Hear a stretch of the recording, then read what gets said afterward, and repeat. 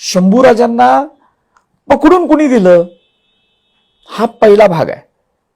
आता परवा ज्यावेळेला ही सगळी परत मोहीम सुरू झाली धर्मवीर म्हणण्यासाठी, आणि त्यातून मग ते गणोजी शिर्के आणि शिर्के फॅमिलीला काय ब्लेम केला जातो.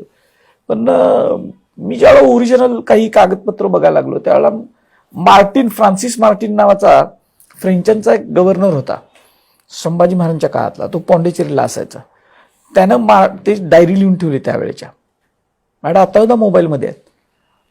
त्यानं अगदी स्पष्ट लिहून ठेवलेलं आहे, संभाजी महाराजांना पकडल्यानंतर लगेच महिन्याभरातली तिची नोंद आहे. त्याला तर कसं कळलं, राजापूर संगमेश्वरच्या जवळ राजापूर आहे, तुम्हाला माहिती आहे. त्या राजापूरला फ्रेंचांचं एक काउंटर होतं, म्हणजे वखार नव्हती पण काउंटर होतं. तिथून त्याला खबरी जायच्या स्वराज्यात काय होतं, आणि त्याने सगळं लिहून ठेवलंय. पहिल्यांदा सुद्धा संभाजी महाराजांच्या गादीवर येण्यासाठी कुणी कुणी त्याला त्रास दिला, काय दिला, हे सगळं त्याने लिहिलंय मार्टिन. आणि ते इतिहासाच्या दुसऱ्या प्रत्यंतर पुराव्यानं सिद्ध होणार आहे. म्हणजे त्यानं लिहिलंय म्हणजे ते काउंटर पुरावे पण आहेत. तसाच एक काउंटर पुरावे पण ह्याला सप्रमाण सिद्ध करणार आहेत त्याच्या लिखाणाला 100% आहेत. आणि एक नाही आहेत, 2-3 आहेत. म्हणजे पहिल्या ह्याला, आणि त्यानंच जी नोंद केलेली आहे, कुठली एक नोंद केली संभाजी महाराजांना,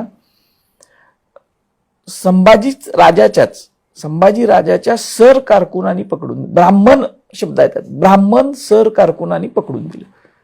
हा फ्रेंच मधला आहे. माझ्याकडे मी ती फ्रेंच युद्ध आम्ही डायरी काढून घेतली शेवटी. मी त्याच्यात काहीतरी माल फंक्शनिंग करतात. त्याचं भाषांतर गोसे सरदेसाईंनी केलं होतं, भाईचं मध्ये छापलंय त्यातलं त्या ह्याचा. पण हा महत्वाचा उल्लेख आतापर्यंतच्या कुठल्याही संशोधकांनी घेतलेला नाही. जाणीवपूर्वक टाळला असं तुम्हाला वाटतं? God knows. पण गोसे सरदेसाईंनी खूप अगोदर ते नोंद ती भाषांतरित केले, आणि त्याच्यामध्ये त्यांनी फक्त माल फंक्शनिंग थोडंसं केलं होतं की जिथं ब्राह्मण कारकुनांनी पकडून दिला असं शब्द आहे, तिथं त्यांनी कंसात कवी कलशाच्या द्वेषाने टाकलं. पण मुळात जे फ्रेंचमध्ये आहे त्याच्यामध्ये ते नाहीच आहे, कवी कलशाच्या द्वेषामुळे वगैरे.